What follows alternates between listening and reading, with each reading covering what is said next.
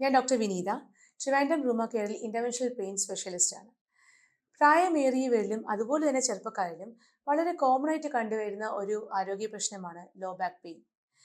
ഈ low back പെയിനുമായിട്ട് നമ്മുടെ O പിയിൽ വരുന്ന പേഷ്യൻസിൻ്റെ അടുത്ത് ചോദിക്കുമ്പോൾ മിക്കവാറും ഉള്ളവർ പറയും എൻ്റെ MRIയിൽ ഒന്നോ രണ്ടോ ലെവലിൽ ഡിസ്ക് ബൾജ് ഉണ്ട്, അതാണ് പെയിൻ്റെ കോസ് എന്നാണ്. ശരിക്കും ഒരു 40 വയസ്സിന് ശേഷമുള്ള ആൾക്കാരിൽ ആരുടെ MRI എടുത്താലും, അതിപ്പോൾ ലോ ബാക്ക് പെയിൻ ഉള്ളവരാണെങ്കിലും ഇല്ലാത്തവരാണെങ്കിലും, ഇറ്റ് ഈസ് വെരി കോമൺ, നമുക്കതിനകത്ത് ഡിസ്ക് ബൾജസ് കാണാൻ പറ്റും ഒന്നോ രണ്ടോ ലെവലിലോ. അതുകൊണ്ട് ഇതാണ് വേദനയ്ക്ക് കാരണമെന്ന് നമുക്ക് പറയാൻ സാധിക്കില്ല. സത്യത്തിൽ ഡിസ്ക് തള്ളി ഞരമ്പിനെ പ്രസ് ചെയ്തുണ്ടാകുന്ന വേദന, നമ്മൾ സയാട്ടിക്ക എന്ന് പറയുന്നത്, അതിൻ്റെ ചാൻസ് ലെസ് ദാൻ 5% ആണ്. അതായത് ബാക്കി 95% ലോ ബാക്ക് പെയിനിലും മറ്റെന്തോ ആണ് ഈ വേദനയ്ക്ക് കാരണമാകുന്നത്. അത് ജോയിൻ്റ് ആകാം, പേശികളാകാം, ലിഗമെൻറ്റ്സ് ആകാം. അപ്പോൾ ഇതിൽ ഏറ്റവും വലിയ തമാശ എന്ന് പറയുന്നത്, ഈ MRIയിൽ നമുക്ക് ഡിസ്കിൻ്റെ മാത്രമേ പ്രശ്നം അറിയാൻ സാധിക്കുകയുള്ളൂ. ഈ ജോയിൻറ്റോ പേശിയോ ആണ് വേദന ഉണ്ടാക്കുന്നതെങ്കിൽ അത് MRIയിലോ എക്സ്റേയിലോ നമുക്ക് ഒരുപക്ഷെ തിരിച്ചറിയാനും സാധിക്കില്ല. അപ്പോൾ ഈ ലോ ബാക്ക് പെയിൻ ഉള്ള ഒരുപാട് പേഷ്യൻസ് ഉണ്ട്. അവർ പലതവണ MRI സ്കാൻ എടുത്തിട്ടുണ്ടാകും, എക്സ്റേ എടുത്തിട്ടുണ്ടാകും, ഒരുപാട് ബ്ലഡ് ടെസ്റ്റ് ചെയ്തിട്ടുണ്ടായിരിക്കാം, ഒരുപാട് ട്രീറ്റ്മെൻറ്റ്, ഫോർ എക്സാമ്പിൾ മരുന്നുകളും ഫിസിയോതെറാപ്പി, എക്സസൈസ് ഒക്കെ ചെയ്തിട്ടുണ്ടാകാം. പക്ഷേ ഒരു കാര്യമായ പ്രയോജനം ലഭിച്ചിട്ടുണ്ടാവില്ല.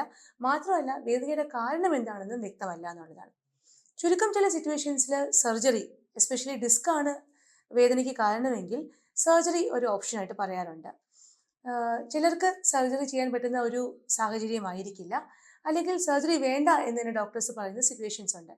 പക്ഷെ എന്തുതന്നെയാണെങ്കിലും അവർക്കൊരു ഒരു ഒരു പെർമനൻ്റ് ആയിട്ടുള്ള ഒരു സൊല്യൂഷൻ കിട്ടുന്നില്ല എന്നുള്ളതാണ് വേദനയ്ക്ക്. പല പല ട്രീറ്റ്മെൻറ്റ് മൊഡാലിറ്റീസ്, ആയുർവേദം, അലോപ്പതി, അതിൽ തന്നെ ഫിസിയോതെറാപ്പി, അങ്ങനെ പല പല ട്രീറ്റ്മെൻറ്റ് മൊഡാലിറ്റീസ് നോക്കിയിട്ടും പലപ്പോഴും വേദനയ്ക്കൊരു സ്ഥിരപരിഹാരം ലഭിക്കാത്ത ഒരു സിറ്റുവേഷൻ നമ്മൾ കാണാറുണ്ട്. ഇവിടെയാണ് ഇൻ്റർവെൻഷണൽ പെയിൻ മാനേജ്മെൻറ്റ് എന്ന് പറയുന്ന സ്പെഷ്യാലിറ്റിയുടെ ഒരു ഇമ്പോർട്ടൻസ് വരുന്നത്. ഞാൻ നേരത്തെ പറഞ്ഞല്ലോ, ഇപ്പോൾ ജോയിൻറ്റ് ഉദാഹരണത്തിന് പറയുകയാണെങ്കിൽ, പ്രായമായ ആൾക്കാരിൽ കോമൺ ആയിട്ട് ഒരു 60 വയസ്സ് കഴിഞ്ഞാൽ ഏറ്റവും common cause of low back pain എന്ന് പറയുന്നത് ഫെസറ്റ് ജോയിൻറ്റ് എന്ന് പറയുന്നൊരു ജോയിൻ്റ് ഉണ്ട്. നമ്മുടെ കശേരുക്കളെ, വെർട്ടിബ്രേ തമ്മിൽ കണക്ട് ചെയ്യുന്ന ജോയിൻ്റ് ആണ് ഫെസറ്റ് ജോയിൻറ്റ്. അപ്പോൾ ഈ ഫെസറ്റ് ജോയിൻറ്റിന് വരുന്ന തേയ്മാനം അഥവാ ആർത്രൈറ്റിസ് ആണ് പ്രായമായവരിലെ ഏറ്റവും commonest cause of back pain. അപ്പോൾ ഈ ഫെസറ്റ് ജോയിൻറ്റ് ആർത്രൈറ്റിസ് നമുക്ക് MRIയിലോ CT സ്കാനിലോ എക്സ്റേയിലോ ഒന്നും നമുക്ക് മനസ്സിലാവില്ല.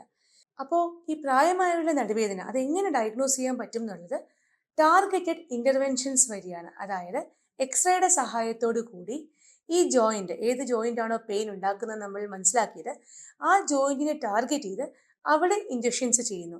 ആ ഇഞ്ചക്ട് ചെയ്യുന്നത് യൂഷ്വലി ലോക്കൽ അനസ്തെറ്റിക്സ് ആണ്, തരിപ്പിക്കാനുള്ള മെഡിസിൻ ആണ്.